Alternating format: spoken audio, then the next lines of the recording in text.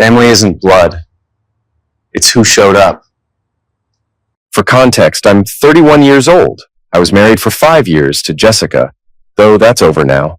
Her brother Derek has always been part of our lives. They're incredibly close, which I initially found endearing. He's one of those perpetual tech startup entrepreneurs, always chasing the next unicorn company, always one investor pitch away from striking it rich. Jessica worked in consulting and volunteered with HR departments on the side, which becomes important later. This nightmare began about 8 months ago. I'd been feeling progressively worse for nearly a week, starting with this dull, throbbing ache somewhere deep in my gut. At first, I dismissed it as stress. We had a massive quarterly strategy review coming up at work, and I was knee-deep in endless meetings and corporate presentations. I'm the type who powers through discomfort, headaches, exhaustion, whatever. That's what I'd learned climbing the corporate ladder. You show up, you smile through the pain, you deliver results. That's how you get ahead. But that particular morning, walking into our glass-walled conference room, I knew something was fundamentally, terrifyingly wrong. The ache had transformed into something sinister, something that made each step feel precarious. I paused at the doorway, gripping the cool metal frame, trying to convince myself it was just food poisoning or a stomach bug. Years of masculine conditioning had taught me to ignore pain, to mask it beneath practiced smiles and steady nods.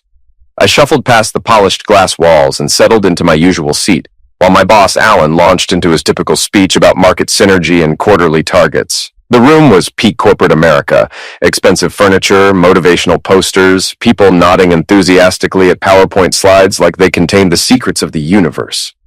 I tried focusing on the numbers that had once been my comfort zone, but the words kept swimming across the screen, refusing to make sense. My hand trembled violently when I reached for my coffee cup. I had to set it down immediately before I spilled it everywhere. Cold sweat erupted across my forehead and hairline, trickling down the sides of my face and pooling uncomfortably at my collar. My breath came in short, labored gasps, like my lungs had suddenly forgotten their primary function. I grabbed the edge of the conference table with both hands, knuckles turning bone white, desperately trying to anchor myself to something solid, something real. But the pain refused to be ignored any longer. What started as a sharp twist suddenly spiraled into something that felt like a serrated blade carving methodically through my abdomen. My vision doubled, then tripled, the worried faces around me blurring into indistinct smudges. I heard Alan say my name, sharp, clipped, irritated, as if I'd deliberately chosen this moment to interrupt his precious presentation. I opened my mouth to respond, to apologize, to explain, but no words would come. Another wave of agony crashed over me, so sudden and violent that I couldn't contain the sound that escaped. Something between a gasp and a groan, a noise I'd never made before. I tried desperately to swallow it down, to maintain some shred of professional dignity. But it was far too late for that. My body betrayed me completely.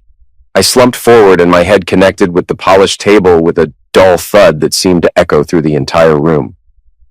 I don't remember the actual fall to the floor, and don't remember the startled cries or the frantic scramble of footsteps as people rushed to help. The next thing I consciously registered was lying on my back, staring up at the conference room's harsh fluorescent lights, each one feeling like a blade of white fire stabbing directly into my eyes. Paramedics in crisp blue uniforms materialized around me seemingly out of nowhere, their voices a controlled blur of medical urgency and practiced protocol. One of them, a woman with remarkably kind eyes, gently placed an oxygen mask over my mouth and nose, speaking in soothing tones, telling me to breathe slowly and deeply. I tried to follow her instructions, but each breath felt like it was literally tearing something vital inside me apart, piece by piece. My heart pounded frantically against my ribcage like a trapped bird desperately trying to escape. Through the overwhelming haze of pain and fear, I fumbled for my phone with clumsy, half-numb fingers. I needed to call Jessica. She was my wife, my partner, the person who'd vowed to be there in sickness and in health. She'd know what to do. She'd drop everything and come to me. I managed to unlock my phone screen despite my trembling hands and pressed her contact name, listening as it rang once, twice, 3 times. She answered on the 3rd ring, her voice sharp and distracted, clearly annoyed by the interruption. "Can this wait? Derek's got his huge investor presentation today. It's absolutely critical." Derek, her brother, always her brother. I tried desperately to tell her what was happening, that I was in an ambulance, that I was terrified and needed her, but the words got hopelessly tangled with the oxygen mask and the cacophony of beeping medical equipment surrounding me. "Jessica," I managed to croak out, my voice barely audible, but she'd already disconnected, just hung up, ended the call without waiting for me to explain, without a second thought. I stared at my phone screen as her name faded away, feeling more utterly alone than I'd ever felt in my entire life. The paramedics moved with impressive speed and efficiency, lifting me onto a stretcher with practiced movements. The conference room, with its glass walls and corporate optimism, rapidly became a distant memory as they wheeled me through hallways that blurred into abstract streaks of white and gray. The pains spiked again, white-hot and absolutely merciless, and I had to clench my teeth so hard I thought they might crack just to keep from screaming out loud. Through the fog of agony, I heard someone, I think it was Alan, commenting about continuing the meeting, about getting back to the agenda, about not letting this disruption derail their schedule. Even as I was being carried out on a stretcher, potentially dying, they couldn't pause their precious meeting for even a moment. That realization hurt almost as much as the physical pain. The ambulance ride felt like a fever dream, surreal and disconnected from reality. Sirens wailed overhead, emergency lights flashed rhythmically, but inside the confined space it felt impossibly claustrophobic and terrifying. The air was thick with the sharp smell of antiseptic and the metallic taste of fear. One of the paramedics, a young guy with a kind face and scattered freckles, leaned over me with a remarkably steady voice given the circumstances. "We're taking you to Memorial Hospital," he said calmly. "You're going to be okay. Just hang on for us, all right?" I nodded weakly, or at least I attempted to. Every movement felt strangely disconnected, like I was trying to operate a body from somewhere far away, like a puppeteer with tangled strings. I kept replaying Jessica's voice in my head, that sharp, dismissive tone, the way she told me it would have to wait. I'd given her absolutely everything. My time, my love, my unwavering trust, my whole heart, and when it truly mattered most, when I actually needed her desperately, she simply wasn't there. The hospital's emergency entrance doors burst open dramatically, and suddenly I was surrounded by even more medical professionals. Nurses, doctors, specialists, all of them moving with urgent purpose in controlled chaos.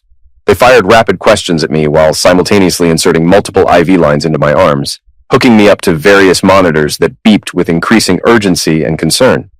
My entire world narrowed down to stark white walls and those incessant beeping machines that seemed to be counting down to something terrible. A nurse with warm, compassionate brown eyes squeezed my hand firmly. Her grip felt steady and grounding, like an anchor in a storm. "You're going into emergency surgery right now," she said with gentle authority. "We're going to take excellent care of you, I promise. Just hold on for us, okay?" I desperately wanted to ask if Jessica had called the hospital, if she'd tried to reach me, if she was on her way. I wanted so badly to believe she'd come bursting through those doors any second, panicked and apologetic and worried sick about me. But somewhere deep in my gut, beneath all the physical pain, I already knew the truth. I closed my eyes and surrendered to the darkness pulling me under, utterly alone on that surgical stretcher, genuinely unsure if I'd ever wake up again. I did survive the surgery, though the doctors told me later it was a close call. The surgeon's detailed explanation echoed repeatedly in my foggy mind for days afterward. Acute appendicitis severely complicated by peritonitis. He used his hands to draw precise diagrams in the air as though it were a simple mathematical equation. But there had been absolutely nothing simple about the excruciating agony or the overwhelming terror I'd experienced. They'd rushed me directly into emergency surgery, a blur of surgical instruments and blindingly bright lights and the overwhelming smell of antiseptic, faces hidden completely behind surgical masks and caps. When I finally regained consciousness several days later, I found myself in a stark white hospital room with medical machines humming steadily beside my bed. Every single breath required conscious effort, my body feeling like it had been completely dismantled and then carelessly reassembled by someone who'd lost the instruction manual. The weakness was absolutely overwhelming, crushing. Nurse Camille was the very first real face I saw clearly when I woke up. She had remarkably soft brown eyes and a voice that felt genuinely comforting, almost maternal in its warmth.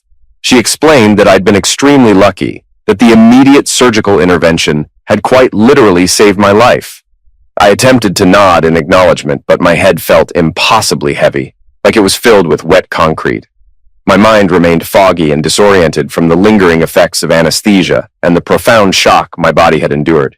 She methodically checked all my vital signs and the various monitors surrounding me, then mentioned almost as an afterthought, her tone carefully neutral. "We don't have any record of family contact information on file. Is someone planning to come visit you?" That simple question hit me like a devastating physical blow, knocking the air from my lungs. My wife, the one person who absolutely should have been sitting at my bedside, the person who'd promised to be there through everything. My throat was too parched and raw to answer properly. I simply closed my eyes tightly and let her question hang heavy in the sterile hospital air. Unanswered. 3 agonizingly long days crawled by in an uncomfortable haze of medication drips, hourly nursing checks, and that persistent antiseptic smell that seemed to cling to absolutely everything. My skin, my hospital gown, even my hair. Every single time that door opened, my heart would involuntarily lift with desperate hope. Maybe this time it would be Jessica. Maybe she'd finally come with flowers and tearful apologies. Maybe she'd been frantically worried and just couldn't get away from work until now. But it was always, without exception, just nurses with professional smiles and practiced sympathy, doctors with clipped questions and busy schedules, or occasional housekeeping staff going about their routine duties. No Jessica, no phone calls forwarded to my room, no text messages, no voicemails, nothing at all.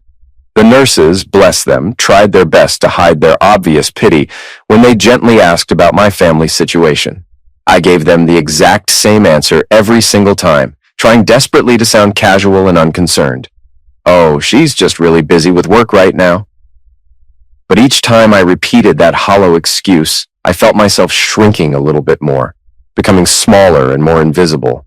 On the 4th morning, I woke abruptly to the sound of familiar voices drifting through my closed door, Jessica's distinctively sharp tone cutting easily through the hospital's usual quiet hum, and Derek's easy, confident laugh. That particular sound that had always made my skin crawl slightly, though I'd never admitted that to anyone, not even myself. I strained hard to hear their conversation through the door, catching fragments between the shuffle of passing nurses. "The presentation went absolutely incredibly well," Derek was saying enthusiastically, his voice practically dripping with smug self-satisfaction. "They completely loved the entire concept. We're looking at full funding, probably significantly more than we initially projected." "I'm so relieved," Jessica replied, and I could practically visualize her satisfied smile. "It's about damn time things started going our way. This is seriously going to change everything for us." They finally walked into my hospital room like they owned the entire building, like I was simply another routine appointment squeezed into their undoubtedly busy schedule. Jessica's hair was absolutely perfectly styled, her makeup flawlessly applied. She looked like someone who'd meticulously planned this visit down to the exact minute. Derek wore an obviously expensive tailored suit, looking like he'd literally just stepped off a corporate stage somewhere. His practiced, camera-ready grin made my stomach churn with unexpected nausea. Jessica's eyes swept quickly over me, clinical and detached, like she was checking items off a list. "How are you feeling?" she asked, but her tone and body language made it abundantly clear it was just something polite people say, not a genuine question requiring a real answer.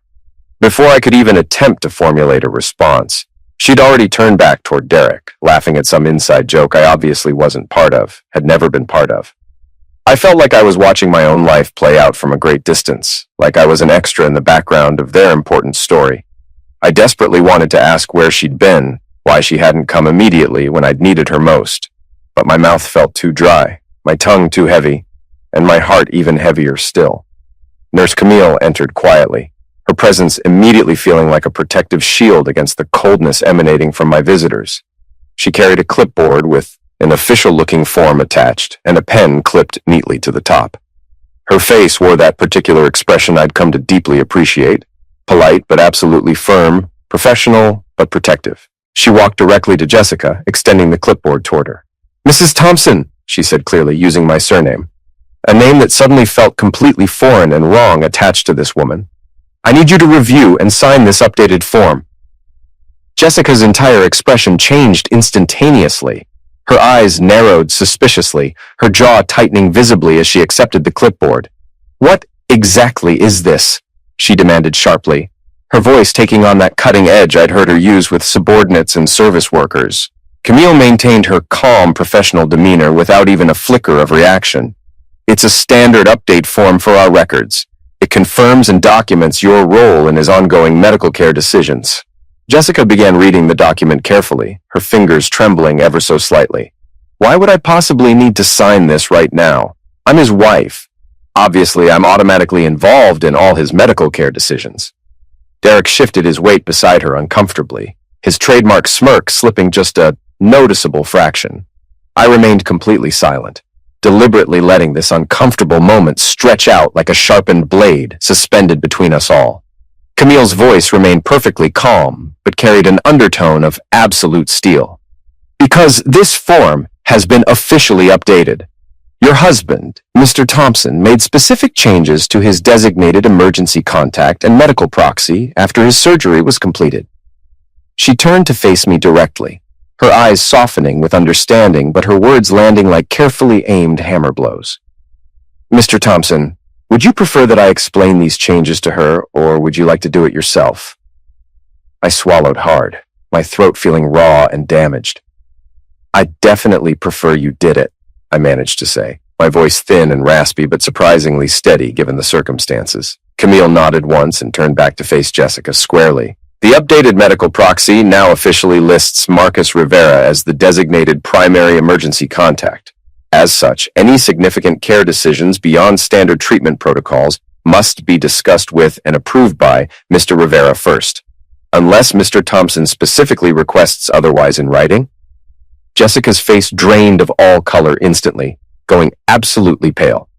Her lips pressed together so tightly they practically disappeared into a thin line.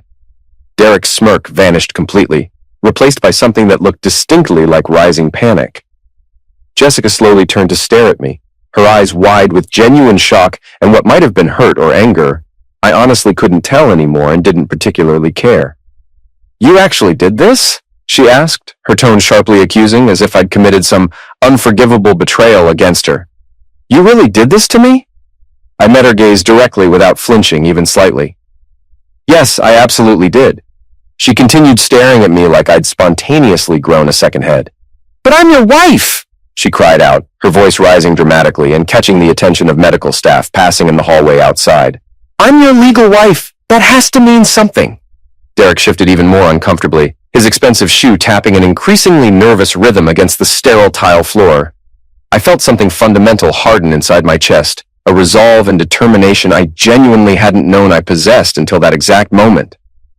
I know perfectly well that you're my wife, I said quietly but firmly. But you absolutely were not here when I desperately needed you. Marcus was here. He showed up. Derek let out this derisive, dismissive snort, but I didn't even waste energy glancing in his direction. My eyes remained locked firmly on Jessica, waiting to see if the woman I'd once loved so deeply could possibly comprehend the profound damage she'd inflicted. Camille cleared her throat professionally. Mrs. Thompson, I completely understand this is difficult and unexpected news, but it's absolutely and unquestionably his legal right to make this choice. If you have specific questions about the legal process involved, I'd be happy to address them at a later, more appropriate time. She gently but very firmly guided them both toward the door, giving me a small, subtle nod that somehow felt like a warm, supportive embrace. Jessica paused briefly in the doorway, her mouth opening as if preparing to launch into a protest or argument, but ultimately, nothing emerged. Derek's hand on her arm firmly pulled her along. His eyes were cold as ice when they finally met mine. I didn't flinch, didn't blink, didn't look away, just stared back steadily until they both finally left. The door clicked shut with decisive finality, leaving me completely alone with the quietly humming machines and my swirling thoughts. I wasn't being petty or vindictive or cruel. I was simply protecting myself, drawing necessary boundaries, because the people who should have held my hand through the absolute worst moment of my entire life had consciously chosen a business pitch deck over my literal pulse, my survival. And sitting in that too-quiet hospital room, I made a firm decision that I would never, ever allow them to make choices for me again. Marcus had driven over 2 hours the moment he heard about my emergency surgery. He'd slept in that notoriously uncomfortable plastic hospital chair, held my hand when I was genuinely terrified, and told me with absolute sincerity, "You're not alone, man. I've got you. Always." That's when the realization truly hit me. Family isn't automatically who you're born to or even who you legally marry. Real family is who actually shows up when everything falls apart. Approximately a week after returning home to recover, my friend Sophia called unexpectedly. She'd previously worked in HR at my company before transitioning into forensic accounting. "I've been quietly looking into something for you," she said, her voice tight with barely contained anger. "Your benefits enrollment paperwork? Every single document has been completely deleted from the system, all of it. Like you literally never enrolled in any insurance coverage at all." My blood turned to ice in my veins. "What do you mean it's been deleted?" "I mean someone with administrative system access deliberately went in and flagged your entire onboarding file for permanent deletion. This absolutely was not any kind of clerical error or computer glitch.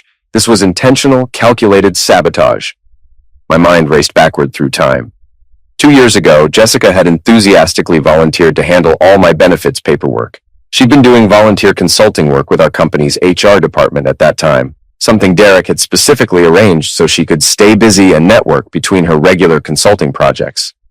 "Just let me handle all that tedious paperwork," she'd said with that warm, trustworthy smile I'd believed completely.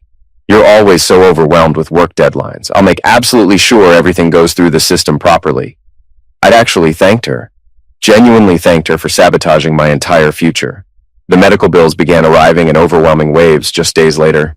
Each envelope felt physically heavier than the last, each one essentially an accusation I had absolutely no way to defend against.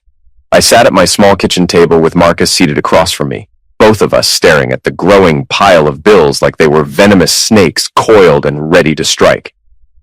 "Over $100,000, I whispered hoarsely, my hands shaking. "Every single bill has only my name on it." Marcus's brow furrowed deeply in that characteristic way when his analytical mind was actively working through complex problems and potential solutions. "We're going to figure this out," he said with determination, though we both understood that was partly wishful thinking. I picked up one particularly large bill, running my thumb slowly across the embossed hospital logo. I definitely had insurance coverage. We paid substantial premiums into that plan every single month without fail. This situation shouldn't even be legally possible. Marcus nodded grimly while studying a detailed spreadsheet he'd already begun building on his laptop. He'd completely taken it upon himself to help me organize and document everything. Names, specific dates, precise amounts, creating a meticulous accounting of my comprehensive financial collapse. "Sophia confirmed that your benefits paperwork was systematically deleted," he said. "Every single document, like you never even enrolled in the first place.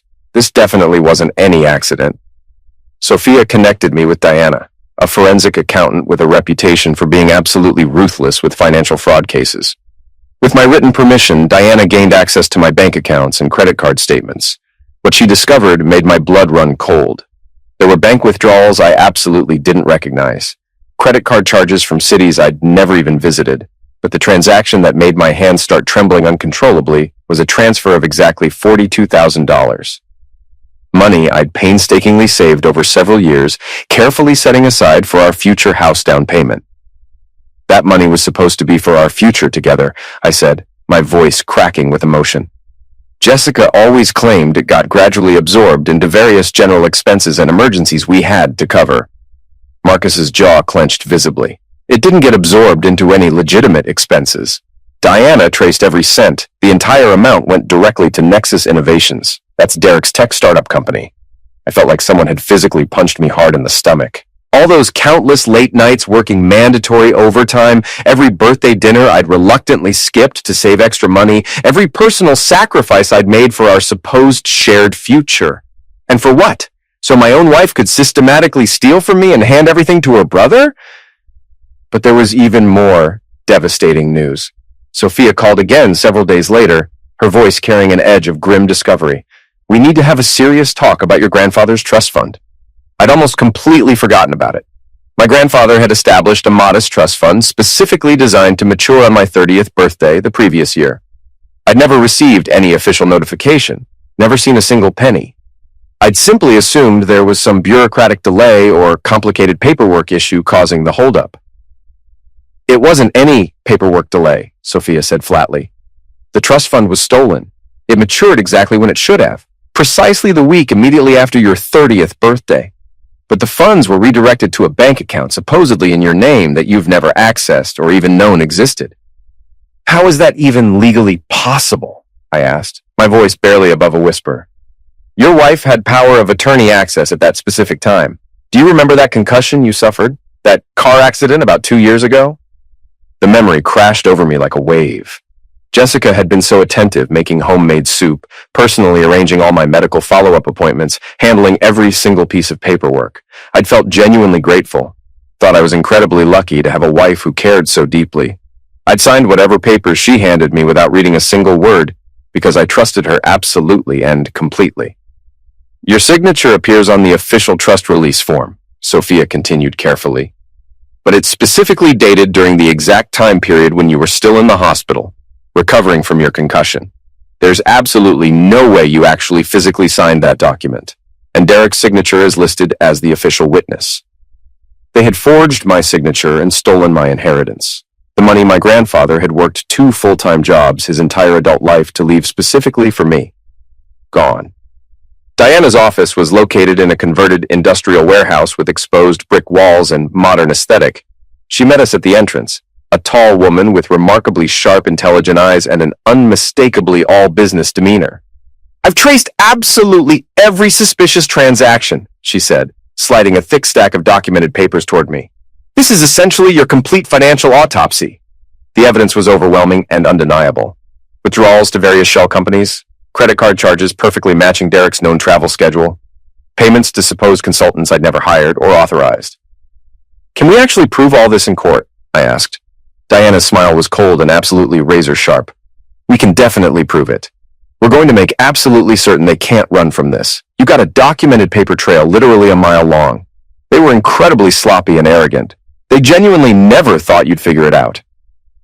We filed comprehensive fraud complaints with the bank, the trust fund administrator, and the IRS. We froze all accounts where my money had been systematically funneled. Diana's thorough investigation revealed that Derek's company was essentially an elaborate house of cards barely surviving on investor money and, as it turned out, funds stolen directly from me. Jessica texted asking to meet for dinner to clear the air and talk things through. I agreed, but made it clear I was bringing my financial advisor. When Marcus and I walked into the upscale restaurant with Diana, Jessica and Derek were already comfortably seated, both looking confident and relaxed. They genuinely believed they still had the upper hand, still controlled the situation. Diana didn't waste a single second. She dropped her comprehensive evidence file onto the table like a bomb detonating. Every suspicious transaction, every forged document, every single instance of theft and fraud, it's all thoroughly documented here and has already been shared with our legal counsel and appropriate authorities. Jessica's face drained of all color instantly. Derek attempted to bluster about family loyalty and simple misunderstandings, but Diana shut him down immediately and decisively. The relevant accounts have been frozen. Multiple authorities are actively involved. You both need to retain lawyers immediately. Very good ones. The fallout was remarkably swift. Within just 2 weeks, news broke publicly that Nexus Innovations was under serious federal investigation for financial mismanagement and fraud. Derek's investors pulled out their funding immediately. Jessica got escorted out of her consulting firm after they flagged her in an internal fraud review. Jessica's own father called me, his voice broken and devastated. I genuinely don't know what happened to her. She used to be such a kind person. He apologized profusely and told me he'd completely cut her off financially. If she wants to fix this mess, she's entirely on her own now. The day Nexus Innovations officially dissolved completely, I was painting my new apartment, a small loft with excellent natural light that felt like breathing fresh air after months underground. Marcus was there helping, paint roller in hand, grinning. Diana stopped by with the finalized financial recovery plan. Your accounts are secure, the trust fund is being restored, and stolen funds are being recovered through legal channels. It'll take considerable time, but you're protected now. A week later, Jessica appeared at my door carrying a duffel bag, looking absolutely hollow and desperate. I've lost everything, she whispered. Derek disappeared to avoid the investigation. The investors are coming after me personally. I don't know what to do. You did this entirely to yourself, I said firmly, but without cruelty. You had choices at every step. You chose him over me repeatedly. You chose greed over love. We can start completely over, she begged desperately. I shook my head definitively. No. You already ended us the day you chose your brother over my life. I'm not angry anymore, but I'm not yours to save. 8 months later, I'm genuinely doing well. The trust money was fully recovered, insurance issues completely resolved. Marcus and Sophia are my real family now, the people who showed up when it truly mattered. Jessica and Derek are facing multiple fraud charges. Their trial is approaching. The biggest lesson? Family isn't blood, and marriage doesn't guarantee loyalty. Real love shows up. It holds your hand in the ambulance. It fights for you when you can't fight for yourself. I survived emergency surgery alone, but I'm not alone anymore. Life's too short to let the wrong people write your story. I'm writing my own now, and it feels absolutely incredible.